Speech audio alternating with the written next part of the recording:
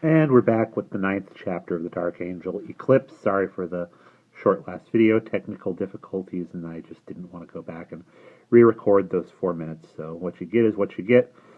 And I'm going to pick nits again. If you've stuck with this video for this long, you know I ain't a fan of this book. It's not as difficult to read as I initially thought. You know, the different science fiction names are still a tiny bit irritating, and I'm sorry when those don't always sound exactly the same when I say them. Now, here's my big nitpick with this. The magic food bag, which I think I mentioned before. Ariel has not needed this magic food bag. It seems like this was not, what's going on in the story wasn't really planned. She almost immediately found a tribe that taught her how to hunt, which is great. I like that, and it's got a female chief, which I also like. So why the magic food bag? Why does she still have that? It seems like this book was written all kind of stream of consciousness. But let's get back into it. I'm going to backtrack just a tiny bit. But time was fast fleeting away. Ariel had been all of 3 day months with the Mumbai, and in another 2, the Icarus would fly to find his final bride. Dawn was coming up for the 4th time since she had left the castle of the vampire, when she said to the leader of the desert people, "I am going. I can wait no more on the Penderlawn. If I must find the Aberclan myself, so I must. Even now I may be too late." Oroatu nodded and gazed at her with her wise dark eyes. "You are free," she said. "You must do as you must. If your walking stick has been lying too long, you should take it up again, and go where it leads. I will send the Penderlawn after you when he comes." Ariel could think of no words for thanks. The chief just nodded to her slightly, the only gesture of farewell her people had, then turned back to the Ma'ambai. Their procession began slowly to move on. Ariel raised her staff to them, then turned north toward Oceanus and began to walk. She had not been walking many hours when she heard the padding of paws in the sand behind her. She turned as the Penderlawn bounded up beside her. "You are an impatient one, daughter," he said. "I sought the Mumbai only to find you gone." "Why did you wait so long to come?" Ariel asked him as he fell into walking slowly beside her. "My wound healed all of 2 day months ago." "That is not the wound you were healing of, daughter," the Liasol replied. "But if you are fully rested now, I will take you to the Aberclan." Ariel nodded. The lion bowed his head, and she saw she was to mount. Putting her wrist through the braided loop at the head of her walking stick and adjusting the thong of the black velvet bag about her neck, Ariel rested her hands on the Penderlawn's shaggy shoulders and slid onto his back. "Hold on to my mane now," he said, and with a great bound they were off across the desert. They were off across the dunes, swifter than a greyhound. The lion ran in bounds so long and smooth there was no jolt at all when he touched the ground and sprang again. Ariel held to 2 great hanks of his fiery gold hair, which was silky and soft as satin flax. The horizon rose and dipped at every stride. The lion was running straight for Oceanus, which ascended slowly but visibly. Ariel at length grew tired of sitting, and her arms wrapped tight around his massive neck. She lay down along his back and closed her eyes. Perhaps she slept. They ran for hours over the dunes. Rested, Ariel pulled herself into a sitting position on the lion's back again. Later she ate and slept again. The Liasol never slackened his pace or paused to rest. They ran past the ruins of fantastic domed cities, dark as burned-out lanterns, their domes cracked and scored with age. Once, on the far horizon, she thought she saw one city that was alight, but it disappeared from view as the Penderlawn touched down, and she could not find it again when they once more rose into the air. They ran past the bones of great animals long dead. Even their skeletons were oxidizing and falling into powder. They ran past living animals, too, little live antelope and great shaggy double-humped camels. Several times she spotted kites sailing slowly overhead, and at one point a pair of 4-footed creatures watching her as the Liasol intently from far away. They looked like long-legged, huge-eared dogs with hairy tails, but when Ariel mentioned them to the lion, asking what they were, he merely glanced over his shoulder at them, rumbled low and darkly once, then quickened his pace. The spotted dog creatures loped away to the northwestward and disappeared. Ariel forgot about them as she caught sight of a caravan to the west, a long line of riders and pack animals snaking over the dunes, and once they passed very close to the camp of desert wanderers, much like Mumbai, save that their loose sleeveless smocks were of pale blue instead of white. From them went up a great shout when they sighted the Penderlawn from afar. They chanted and waved their lank-knobbed walking staves, while the youths and maidens began an homage dance, bowing low to the ground and trilling a long, high song. The Liasol roared mightily in answer, but never slackened his pace.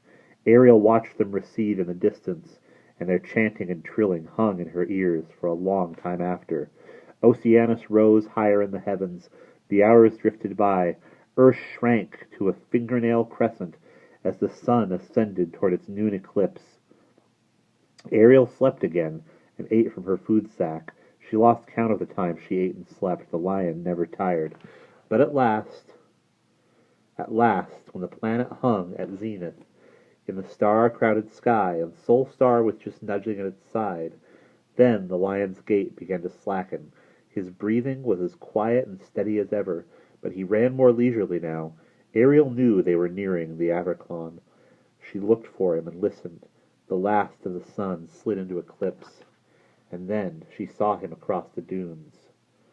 He was of dark silver, fearsome and free, with a keen horn on his forehead and 2 great wings upon his shoulders. There were little wings upon his fetlocks, and beneath his ears, behind the cheeks. He galloped toward them over sandhill and dune. He pitched to a standstill, snorting and stamping the ground. He let go a wild whinny that pealed like a bugle blast. The lion came smoothly to a stop and roared in answer. The sound thundered like mountains shifting, rolling far and away off into the distance over the dunes. Oceanus hung huge and umbrous in the sky. The hiding sun made a bright halo around it. Averclon and Penderlawn faced each other across the sand and cried their greetings. The darkened sun stood so directly overhead that neither of them cast any shade. Ariel slid from the lion's back and laid her walking stick on the sand, stood behind the great cat, beneath the eerie half-light of noon. "How are you, my old friend?" cried the Liasol. "Well enough, considering," the Star-Horse replied. "And who is this you have brought with you? It has been many day-months since last I saw any living creature but yourself." Ariel folded her hands and bowed, as she had been accustomed to do before the satrap, whenever he had come to the syndic's house to visit his half-sister, and breathing deep, Ariel caught a keen, clean scent like oil of silver mint. "My name is Ariel, my lord," she said, "and I come from the castle of the vampire." She got no further, for at the mention of the Icarus, the Star-Horse whinnied as if challenged. Ariel was too startled to continue. "Go on," the lion told her quietly. The Star-Horse was, it seemed, as fierce and skittish as the Liasol was strong and steady. "Talb, the Duro sent me," said Ariel. "I do not know his real name." "Ah, the little mage of the caves of Downwending," the Equestral said, tossing his head and snorting. "So he did not go with the Queen to Esternice. Had I known I had such an ally in the plains, I might have called on him at need. Tell me, little one, why have you come?" "He has sent me," said Ariel, "to sing you a rhyme he has found in the Book of the Dead. He says you will know the meaning thereof." The Star-Horse nodded, champing and sidling restlessly. "Sing me the rhyme," he said. Ariel told him. "On Avarec's white plain, where the Icarus now wings, to steeps of terrain, from Tour of the Kings.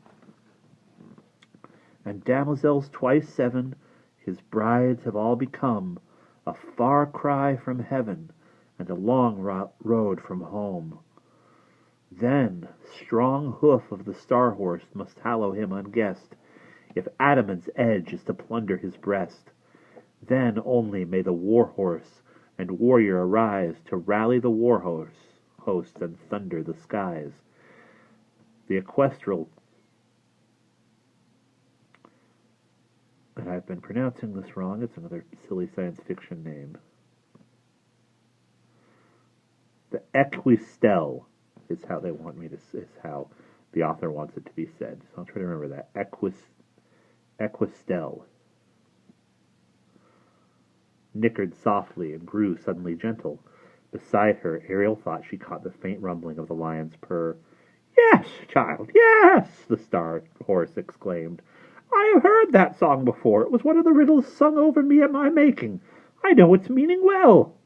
"Your making?" said Ariel in wonder. "Are you not mortal? Were you not born?" The star-horse laughed, whinnied and shook his head for sheer exuberance. "The old ones made me, child, and the lion, and the hippogriff of the eastern steeps, and the griffin of terrain, and the great she-wolf of the forested burn, and the lithe serpent of the sea of dust." His eyes grew bright and far. He breathed deep. "Made these and the other wardens of the world. Ravenna, Ravenna! Oh, she was a wise woman." The Penderlawn had sat down, purring, on the sand near Ariel, began nibbling and licking his paw.